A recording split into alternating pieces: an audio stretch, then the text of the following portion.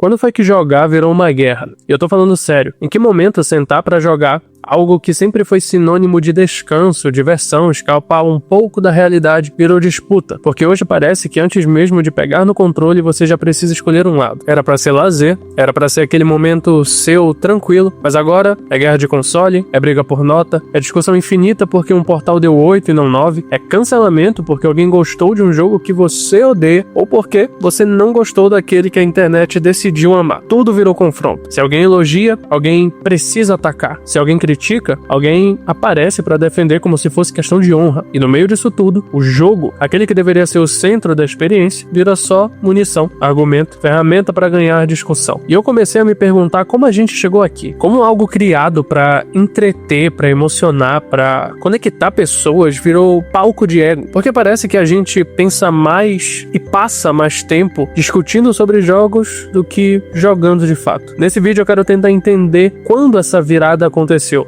o que transformou diversão em disputa, o que essa guerra constante está causando na comunidade e principalmente na gente. E a pergunta mais importante, ainda dá para recuperar a essência de jogar? Porque talvez o problema não esteja nos jogos, talvez esteja no que a gente fez com eles. E claro que essa discussão vai muito além de jogos. Mas, antes da gente continuar esse vídeo, se você é novo por aqui, se você curtiu o tema desse vídeo, desce aqui embaixo, deixa o teu like para ajudar meu trabalho, que tá começando por aqui, se inscreve no canal e ativa o sininho para você não perder nenhum próximo conteúdo que tá por vir. Mas agora, vamos para esse vídeo.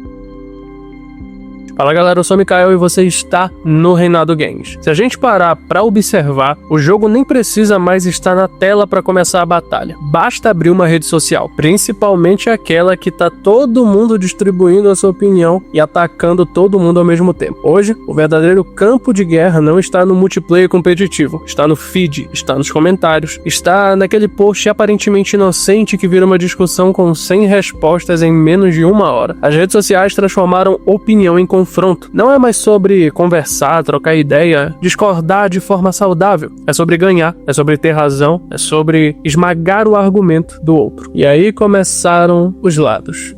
Console contra console, como se você precisasse defender uma empresa bilionária com a própria honra, empresa contra empresa, como se fosse time de futebol, clássico contra moderno, como se gostar de algo antigo automaticamente invalidasse o novo, ou vice-versa. Você não pode simplesmente gostar de um jogo, você precisa justificar, defender, argumentar e se ousar criticar, pronto, virou ataque pessoal.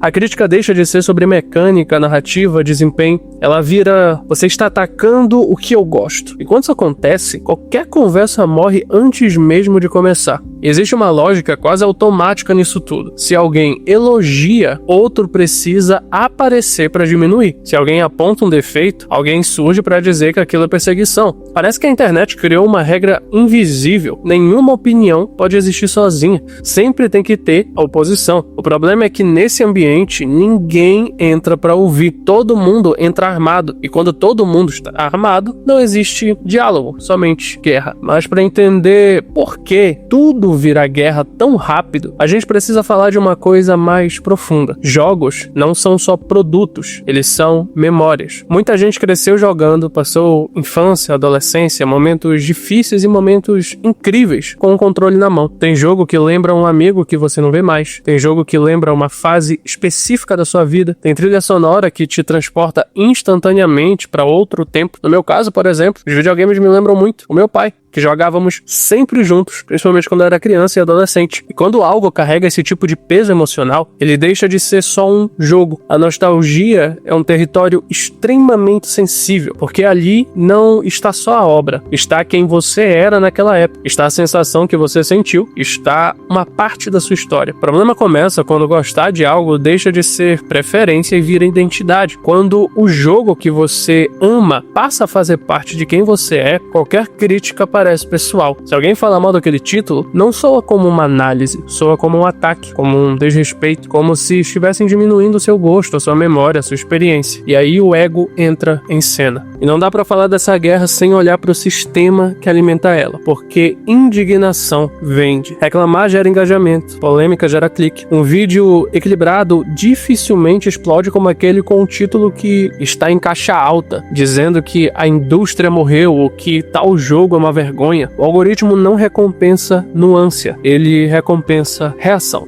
E quando você percebe que reação traz número, muita gente começa a viver disso. Tem criador que construiu a própria imagem em cima de negatividade constante. Nada presta, tudo é decadência, tudo é lançamento fracassado antes mesmo de sair. Isso cria um personagem que está sempre indignado, sempre em guerra, sempre pronto para atacar. O problema é que o público se acostuma a consumir conteúdo raivoso, se acostuma a procurar defeito antes de procurar experiência, se acostuma a entrar num jogo já esperando o pior, já armado, já desconfiado. E aí nasce o ciclo. O criador provoca porque sabe que vai gerar reação. O público reage porque já está condicionado a se indignar. A discussão escala, o algoritmo entrega mais e tudo recomeça. No fim das contas, a guerra deixa de ser espontânea. Ela vira modelo de negócio. E enquanto o conflito der mais retorno do que conversa, a tendência é que ele continue. Mas a guerra não acontece só lá fora, ela também acontece dentro da gente. Em algum momento, jogar deixou de ser algo leve e virou tarefa, meta, objetivo a ser cumprido.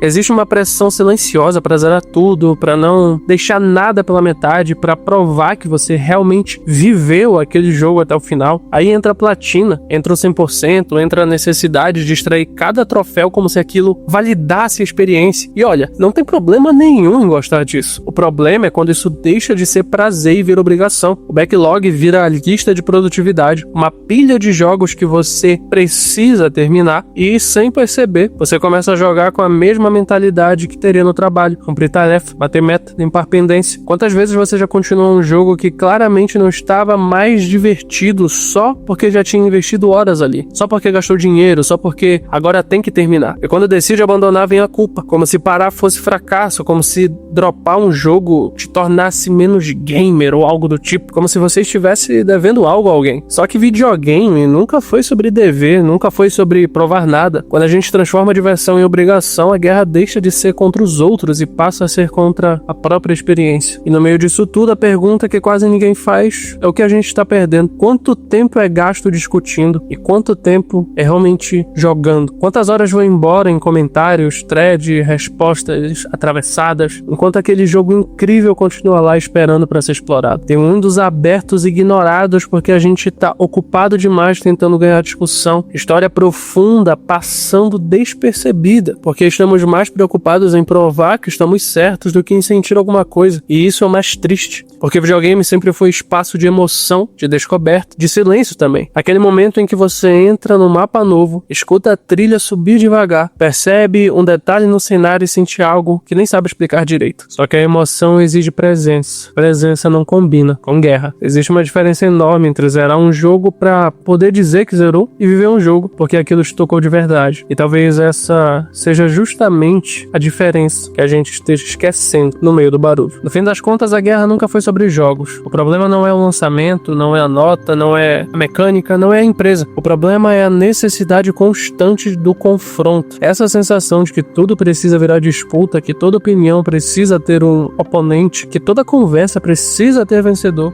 A gente perdeu a nuance. Ou é obra-prima absoluta, ou é lixo completo. Ou é a melhor geração da história, ou a pior de todas. Não existe meio termo, não existe eu gostei, mas entendo que não gostou. Parece que viver no 8 ou no 80 virou regra. E o ambiente atual incentiva isso o tempo todo. As plataformas impulsionaram o extremo. O discurso equilibrado quase nunca viraliza. Já o ataque direto, a crítica inflamada, a defesa apaixonada, isso sim ganha alcance. Isso sim movimenta comentário. Mas no meio desse cenário existe algo que ainda é nosso. A escolha individual.